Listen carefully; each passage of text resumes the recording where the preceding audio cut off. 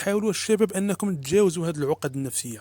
هذه العقد النفسيه حاولوا انكم تجلسوا مع روسكم وتعاودوا البرمجه ديال روسكم. البرمجه ديال روسكم شنو كنقصد بها؟ اللي ديما نقولها للناس اللي مقربين ليا، وغادي نعاود نشرحها هنا لانها مفيده جدا.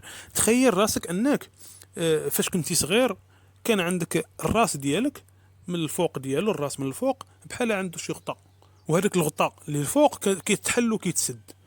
واي واحد مثلا بغى يهضر معاك، بغى يقول لك شي كلمه شي فكره، فاش كيقولها لك وكتدخل لراسك راه بحال الا حل داك الغطاء وحط لك واحد الفكره في راسك. تخيلها بهذه الطريقه هذه. فاش كدوز سنوات وكتكبر، راه كيكونوا بزاف ديال المواقف اللي يعلموك شي افكار اللي انت ما كنتيش ديك الساعه قادر انك تميز واش هي فعلا صحيحه ولا خاطئه، واش فعلا هي مفيده ولا غير مفيده.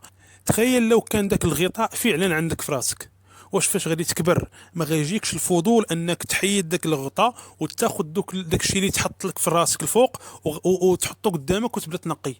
ما غاديش يجيك هذا الفضول.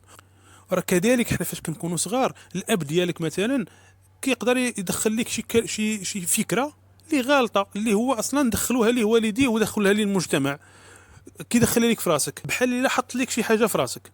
الام ديالك كذلك، الاخوه ديالك كذلك. فاش كتخرج غير من الدار غير في الدرب، غير شي واحد جاركم حتى هو جا سلم عليك السلام وما تبقاش دير هذيك، يقول لك ما ديرش هذه، راه حرام، ما ديرش هذه راه عيب، ما دير هذه اللي خصك ضروري دير هذه.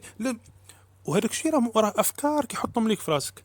اذا حاول انك في واحد المرحله من الحياه ديالك انك تجلس وتستوعب انه كاينين شي افكار عندك في راسك اللي غالطين، واللي ربما غادي غير تفكر فيهم.